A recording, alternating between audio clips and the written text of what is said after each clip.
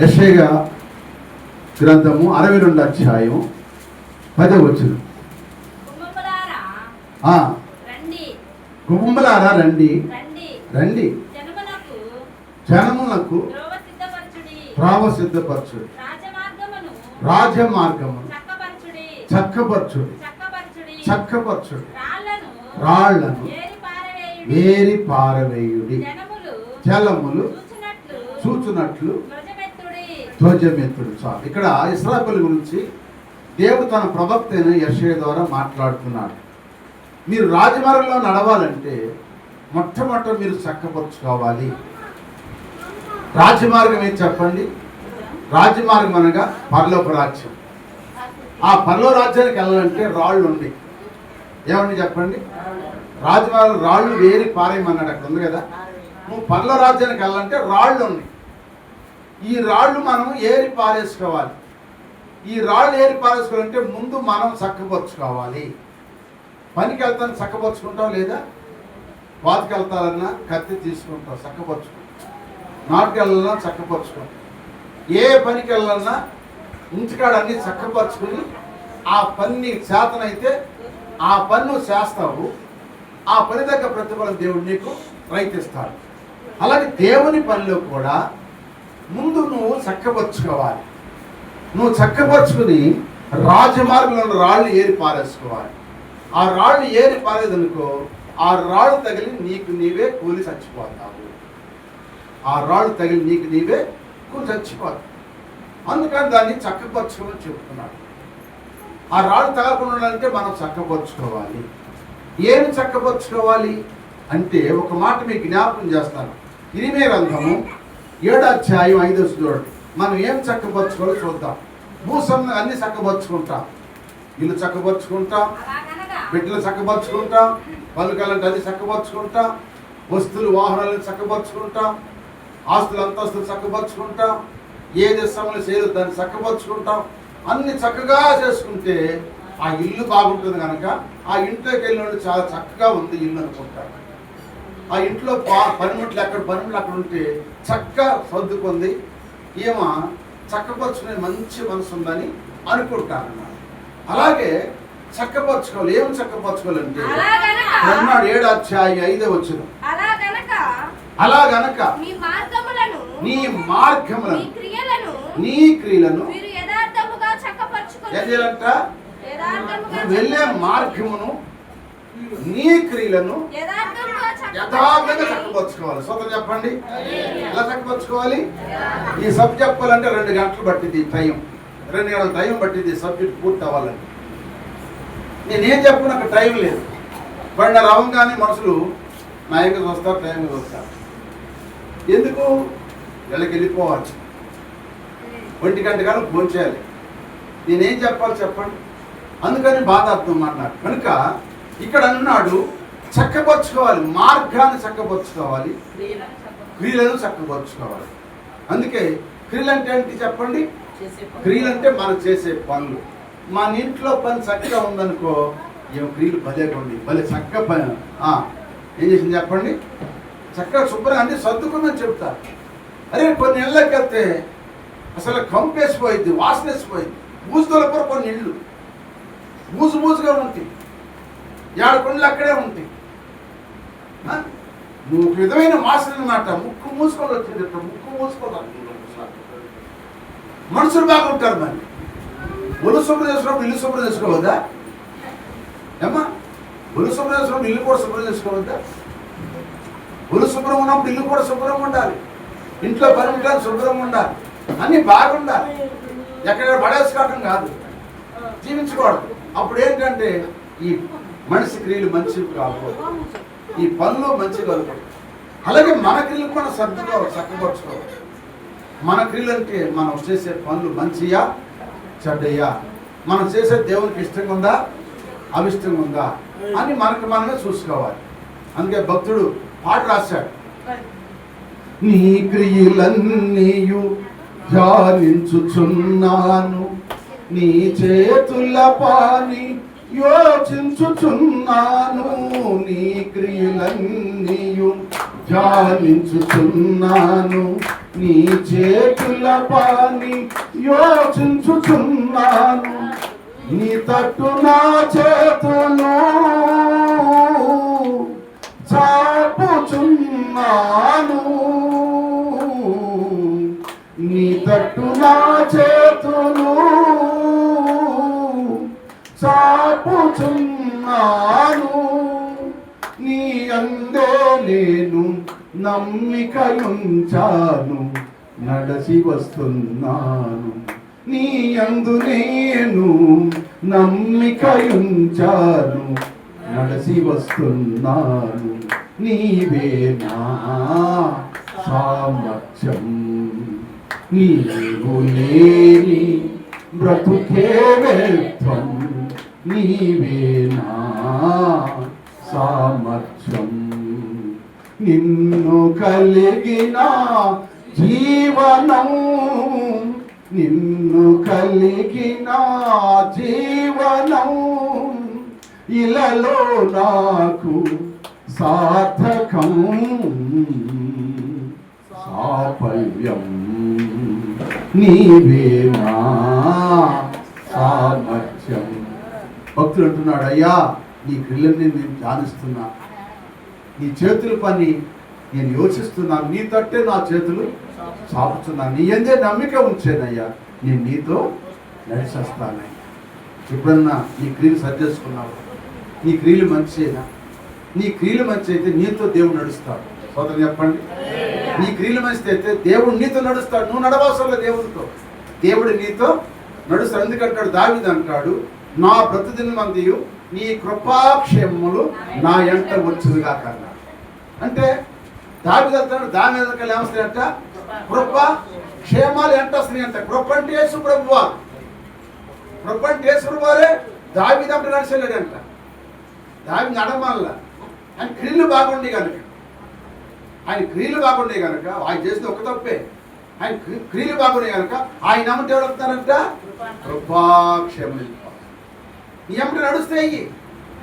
నీ క్రియలు బాగదనుకో, నీకన్నా ముందు పాపం నడుస్తుంది. పాపము, నువ్వు చేసిన పనులు, నువ్వు చేసిన క్రియలు అంటే పనులు అవి నీ ముందు నడుతాయి అంట. ముందు అవి ముందు నడుతాయి, దాని రకాలు నువ్వు నడుస్తావని వాక్యం చదివిస్తావు. జాగ్రత్త అమ్మ, కడవద్దినాల్లో ఉన్నా ప్రార్థన చేద్దాం. ప్రార్థన చాలా ప్రాముఖ్యమైన. ప్రార్థన వల్ల పరిస్థితులన్నీ మారిపోవాలి. నీ ఒక్క ప్రార్థన చాలు, ప్రార్థన బలము కావాలి, ప్రార్థన బలము కావాలి. రాజు కల వచ్చింది, ఆ రాజు కల భావం ఎవరు చెప్పలేకపోయారు. రాజు అంటున్నాడు, మీ అందరినీ చంపేస్తా, నాకు నిద్ర పడతల్లా, నాకు కలత వచ్చేసింది, నాకు కళ చెప్పాలి, కళ భావం చెప్పాలి. చెప్పారనుకో మీ అందరూ చంపేసి మీ ఇళ్ళన్నీ పెంట కుప్పలా చేస్తా అన్నాడు. అందరూ ఉనిగిపోతున్నారు. బబులు సామ్రాజ్యంలో ఉన్న కవులు, పండితులు, జ్ఞానులు, శాస్త్రులు అందరూ కూడా గడగడలాడిపో చంపేస్తాడు. రాజు తెలుసుకుని దెబ్బలు కొద్దు కాదు కదా, చంపేస్తారు. అందరూ భయపడుతున్నారు. ఆ టైంలో దానియేలు తోడుగా ముగ్గురు స్నేహితులు ఉన్నారు. వారే షడ్రకు, మేషుడు, అబేద్నెగో. ఆ ముగ్గురు తీసుకుని దానియేలు ఒక గదిలోకి వెళ్ళి ప్రార్థన చేయడం ప్రారంభించాడు.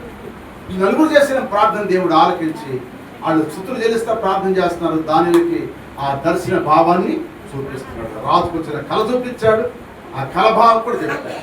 అప్పుడు రాజుకి వెళ్ళి, రాజా నీకు వచ్చిన కళ ఇది అవునా?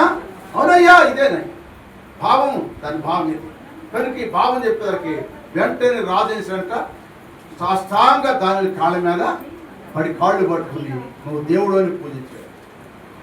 ఆ నలుగురు చేసిన ప్రార్థనకి ఏమైందంట, ఆ దేశము ఉన్న జ్ఞానులు, కవులు, పండితులు అందరూ కూడా బతికారంట. దేవుని స్తోత్రం చెప్పండి. వాళ్ళు బతకకపోతే ఈ తెలపోతాడు ఏమైనా చెప్పండి. అందుకని ప్రార్థన చాలా శక్తి ఉంది.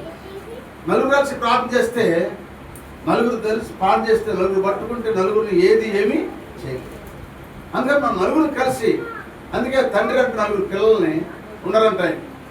నలుగురు మాట్లాడలేదంటే దేవుడు దేవుడు అటు పోతున్నారంట.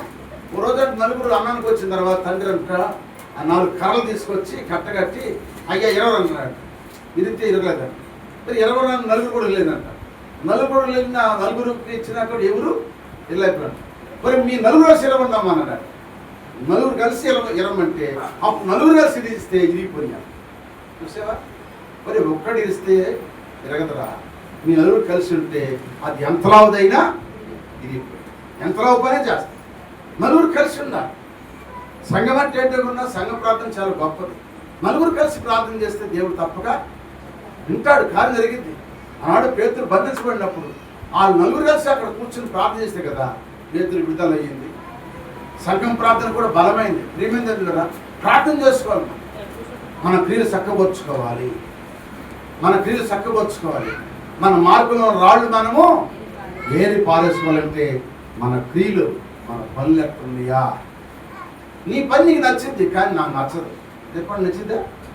ఏమంటారు? నచ్చడం నచ్చితే అంటారు. నచ్చడం ఏమంటారు?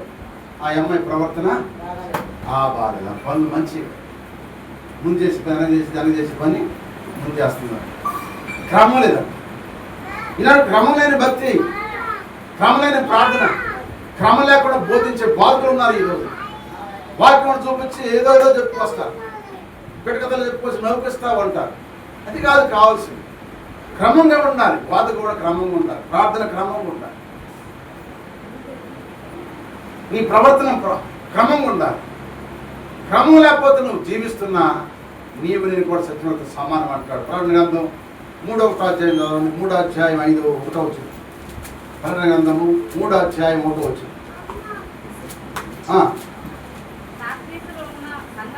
సార్దీసులో ఉన్న సంఘము దూతకి ఇలాగు రాయి. 7 నక్షత్రములను గలవాడు చెప్పు సంగతులు ఏమనగా నీ క్రియలు ఎరుగున్నా ఏమనగా ఏముంది? క్రియ ఎరుగున్నాడు. ఎవరు ఎరుగున్నారు చెప్పాలి. ఎవరు ఎరుగున్నారు? నీకు చెప్పడానికి కుదరదు. సైకిల్ లేదు అసలు. అయిపోయింది. ప్రకటనలో దేవుడు యోహాను ద్వారా రాపిస్తున్నాడు. సంఘానికి రాపిస్తున్నాడు. 7 సంఘాలు 7 సంఘాలు సార్వ సంఘాన్ని రాపిస్తున్నాడు. ఏం చెప్తున్నాడంటే నీ క్రియలు నేను ఎరుగుదును, కానీ నువ్వు జీవిస్తున్నావు పేరు మాత్రం ఉంది. కానీ పెరుగు బతికున్నావు అంతవరకే. దేవుని దృష్టిలో మనం చనిపోవడం సమానం. అరవై సాతాను ఏమంది? అవ్వా తిను సాగు, నువ్వు దేవతలే ఉంటావు అని చెప్పింది. దేవతలే ఉంటావని చెప్పింది. దేవతలు కాదు, దేవతలే ఉంటావు అని తినేసింది. సావల. నిజమే, నేను సావల. మా తండ్రి తింటే చస్తావా అన్నాడు. నేను సాగు కనుక ఈ పొడి తీసుకెళ్ళి నా భర్త కూడా పెడతాను. తినవయ్యా, తండ్రి మనకు అన్యాయం చేశాడు. అన్ని తినమని చెట్టుపడి తింటున్నాడు. తిని చచ్చిపోతావు అన్నాడు. నేను సావలా, నేను తిన్నా, నువ్వు కూడా తిను అని పెట్టింది. ఆయన తిన్నాడు. తిన్నా తర్వాత తెలిసిపోయింది. వాళ్ళు బాగా తెలిసిపోయింది. ఏదో చూసుకుంటే వస్త్రం లేదు. సిగ్గొచ్చి ఆమె ఒక చెడు సాడు, నేను ఒక చెడు సాడు దాక్కుని అట్టగా ఆకులు కట్టుకుని కూర్చున్నాడు. పొద్దుకుపోయేంతలో ఆయన వచ్చాడు. ఆదామా ఆదామా ఆదామా అని కాకేశాడు. ఎక్కడ అన్నాడు? అయ్యా నీ స్వరం విన్నప్పుడు నాకు భయం వేసి దిగంబరిగా నాకు భయం వేసి చెప్పాడు. ఎవరు చెప్పారు? అయ్యా తినొద్దన్న పండు అవ్వ నాకు తిని. అవ్వ అంటే ఆ సాతాన్ని ఒకరి మీద ఒకడు సాకులు, ఆ సాకులు చెప్పుకోమంటే ఆ ముగ్గురిని చెప్పించాడు. సర్పాన్ని చెప్పించాడు. చెప్పండి. రెండవది స్త్రీని చెప్పించాడు. మూడవది ఆదాముకు శాపం ఏంటంటే భూమిని చెప్పించాడు. అందుకే భూమి ఇప్పుడు పంటలు లేదు. భూమి పంటలు లేదు. భూమి పండాలంటే వర్షం కురిపించాలి. అల్లోయ వర్షం అనేది పడబోదు చెప్పేసి శాపం వచ్చేసి అందుకే వెళ్ళిపోయింది. అలాగే బతికున్నాం అనుకుంటున్నాం, కానీ దేవుడి దృష్టిలో మనం చనిపోయిన వారు ఉన్నాం. చనిపోయిన దాకా ఉన్నావా, బతికున్నావా? నీకు నువ్వు పరీక్షించుకో. నీ క్రియలు బట్టే తెలిసిపోయింది. నీ క్రియలు అంటే నువ్వు చేసే పనులు, నువ్వు ఏ పని చేస్తున్నావు, మంచి చేస్తున్నావా చెడు చేస్తున్నావు, నీకు తెలిసిపోయి కనుక నీ మనసాక్షిని బట్టి నీకు నువ్వు ప్రార్థన చేసుకో. దేవుడు నీకు నాకు మేలు చేయదు కాక. అందరూ చదువు చెబుదాం గట్టిగా. ఏమర్థమైంది మీకు? ఇప్పుడు ఏం చక్కపరచుకోవాలి మనము? ఒక మాట, ఆ మాటలో కూడా ఎవరైనా ఇంకా పూర్తి చెప్పలేను. ఏం చక్కపరచుకోవాలి మనము? ఏమ్మా చెప్పాలి. ఏం చక్కపరచుకోవాలి? మన క్రియలను, అది మన పనులను చక్కపరచుకోవాలి. మనం చేసే పనులు చక్కపరుచుకుంటే చాలు. రాజమరలోకి వెళ్తాము. స్తోత్రం చెప్పండి.